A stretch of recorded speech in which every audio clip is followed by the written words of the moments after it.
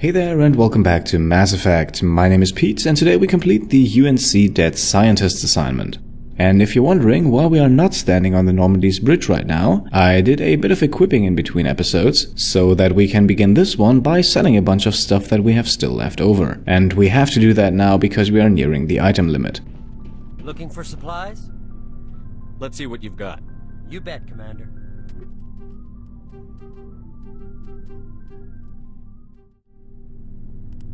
Alright, we have successfully made it to the maximum amount of credits possible in Mass Effect 1. Everything we sell from here on out will just be to reduce inventory space.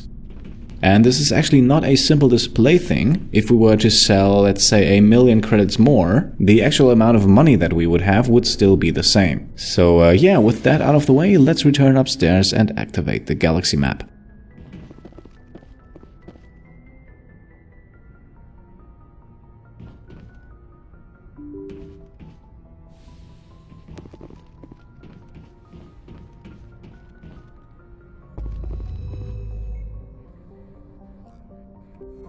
Last time we took care of Cerberus in the Voyager cluster, and today we travel to the Newton system in the Kepler Verge.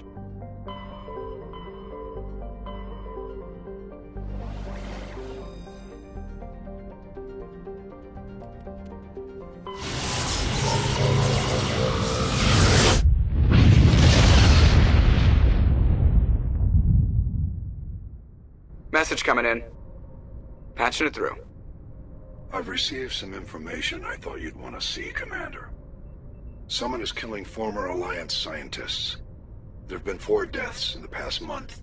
And that sounds like somebody is very busy hiding their own tracks. Former scientists. Sounds like someone has a project they'd like to keep secret.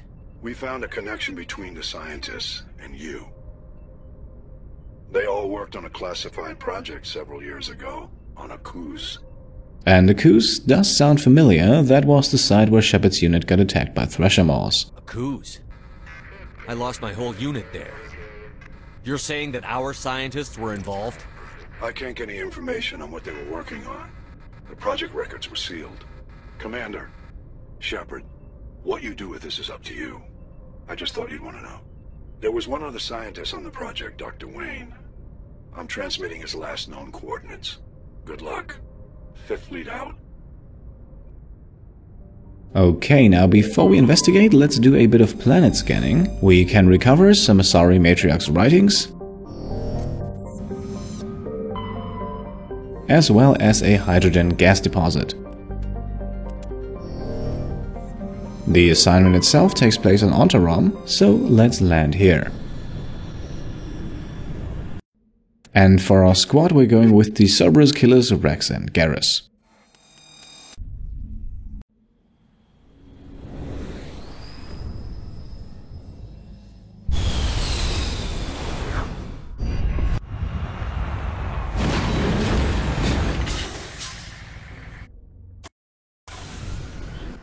Right, here we are, and as usual there is a bit of stuff scattered around the planet's surface. Ontarom does not hold too much of value for us, but we will of course in true completionist fashion grab everything.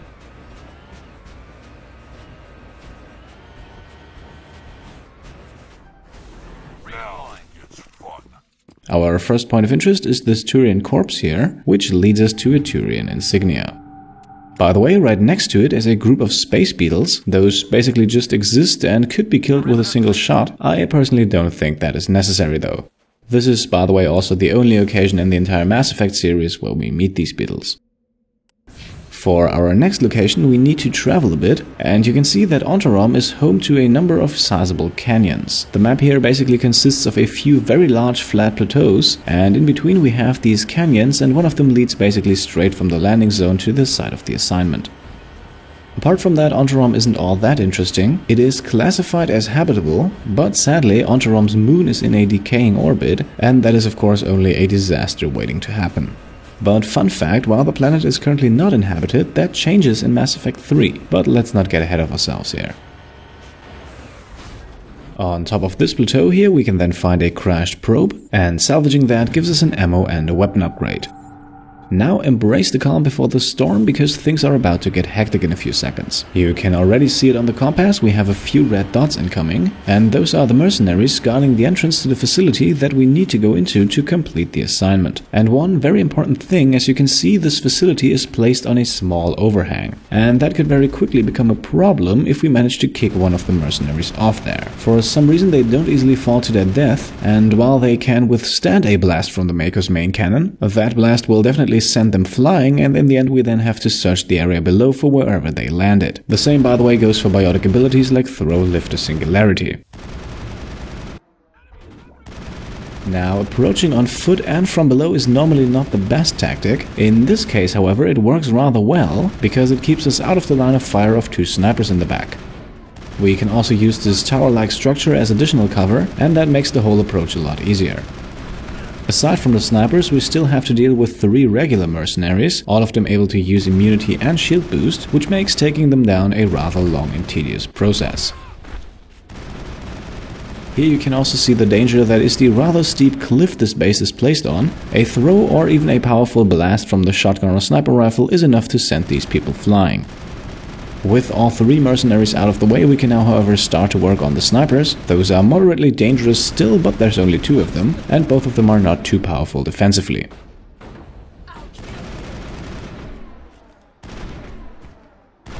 And that's it, that's the outside area cleared, so let's now move inside. Before we continue the fight, the first room here holds a bit of loot. There is an aid station over to the left, an upgrade kit right next to it, and a malfunctioning object over in the corner here. Let's also quickly go into the inventory here and remove one of the frictionless materials upgrades. We will replace that with a rail extension. That gives us a much higher damage output, while the other frictionless materials upgrade we still have provides still enough cooling.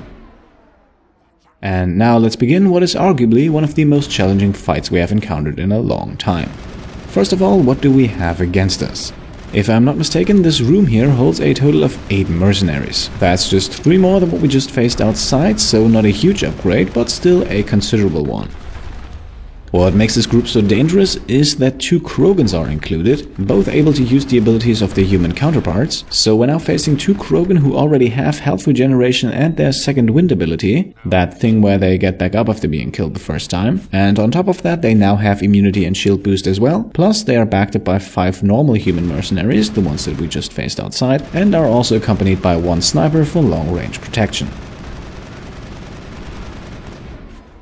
As you can see, the first clash with the group ended more or less in favor of our opponents, who now have also retreated back into the room. That means we can carefully approach again. A rush to cover inside the main room is certainly one of the worst tactics, simply because while you might get closer to your opponents, you are also far more accessible for them.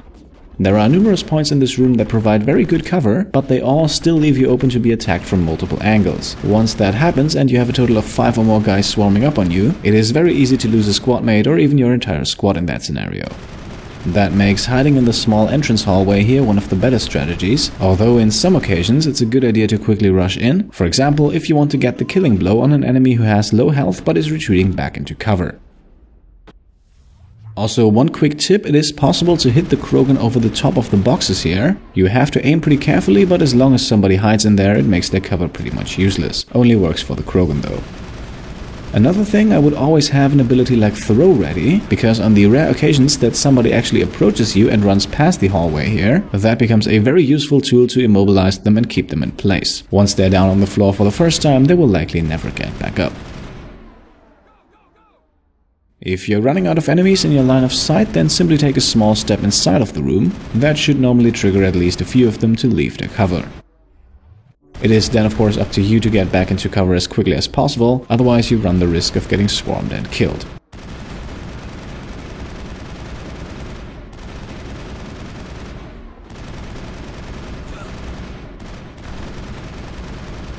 Also, if you're having trouble against the Krogan, then both Toxic and Incendiary ammo works well against them. Both ammo types have a solid chance of killing the Krogan instantly on the first try, which is an advantage my currently equipped Shredder rounds do not offer. And of course, always take advantage of enemies who are too stupid to get back into cover. Those are by far the easiest kills in this fight.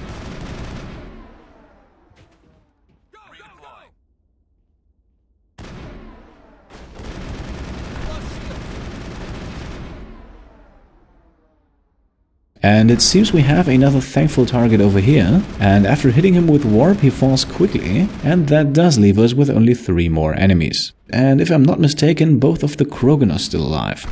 That actually isn't too bad of a thing. At least if we approach them last, they have no more backup. I think against 2 Krogan and a sniper we can safely move in a bit. And that is the first Krogan already down, so only 1 more left and 3 against 1, that shouldn't be too much of a problem. So let's hit a Carnage from Rex, a Sabotage from Garrus, and we can do the rest with the Assault Rifle. By the way, speaking of the Assault Rifle, you can also take out the entire room here with the Sniper Rifle. That might actually be the safer route, it just takes a whole lot longer. Our last target here will then be the Mercenary Sniper, who of course quickly tries to get away, but we can chase him down and then finally clear the area. The assignment is not over yet, but before we continue we can take a little loot break. There is a locked crate right over here, inside 2 pistols and the heavy Krogan armor, and there are 3 more containers close to the room's exit. The first will be a medical kit to the left of the door, then another locked crate to the right, once again some weapons and armor inside, and right next to that a secure storage locker which is slightly more difficult to unlock. With all of that in our possession now, we can continue, because if you remember the mission briefing, there was something about some scientists. And well, let's find out more. Stay back! I've got no grief with you. All I want is this bastard. Please! He's a madman! Mr. Toombs, you're insane! You need help! Shut up! You don't get to lie. You don't... Shepard? My God. Shepard, is that you? And it seems like Shepard and this Mr. Toombs here share a bit of a past. Let's get a bit more backstory. Corporal Toombs? But I saw you die on a Koos. How did you get here? They took me, Shepard. The scientists. You can't prove any of this! This man is delusional! See, they were running tests on the Thresher Maws. They let those things hit us just to watch and study. I woke up in a holding cell. The scientists were delighted I'd survived. Now they had someone to run tests on. Very important here to choose the what do you mean option, that is if you want to be able to choose charm or intimidate later. What did they do to you, Toombs? You can't believe Toombs! He doesn't have any proof! I demand a fair trial! He was there! You bastard! He knows the truth! They treated me like a lab animal. I only escaped because somebody destroyed Cerberus, their big organization. This man deserves to die, Shepard. For you, for me, for everyone else in the unit. Are you with me? Okay, a few things. Maybe you noticed that he just mentioned somebody destroying Cerberus. That is a unique line of dialogue that only appears after completing the UNC Hades Dogs assignment. Also the reason why I did this assignment immediately after that. The other thing that we're left with here is a decision. Now, if we just let things happen, then Toombs will shoot the scientist. And despite the crimes that this man has committed, that is not the outcome we want to have. We could also do the shooting ourselves, but that wouldn't get us anywhere else. So let's try to talk Toombs out of this idea. You're better than this, Toombs. You're not like them. Don't tell me who I am. You got away with a few scratches and a scary reputation. The rest of the unit died, and I was tortured for years, Shepard. You can't judge me. You don't have the right. Either of the 3 options here works fine. The persuasion attempt was already successful by using charm earlier. We swore an oath when we put on this uniform. Would our unit want revenge or justice? Hadn't thought of it like that. Okay. I'm no murderer. They couldn't make me one. Just as long as he goes to trial. Maybe the screaming will stop now. I don't know. Well, he made the right decision, so let's comfort him a bit. We could of course also be the asshole here, but I don't think that's necessary. Those bastards can't hurt you anymore. Joker, tell the 5th Fleet we need a ship for pickup. Aye, aye, Commander. And that's it, the scientist survives and will now await trial, while Toombs seems a bit disturbed still. We get teleported back to the planet's surface. Our decision earned us 80 Paragon points, and while we still need Renegade points, sparing Dr. Wayne here was in my opinion the better decision. This will actually have some positive consequences in Mass Effect 2, consequences that I will not get into here right now. The UNC Dead Scientist assignment is now complete. That means we can now visit a few more sites on Ontarom, the first one being this palladium deposit.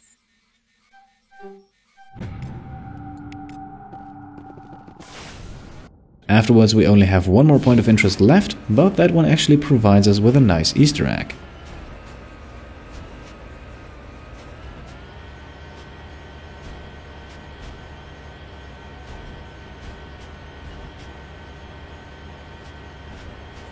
First of all, we can survey the gold deposit here.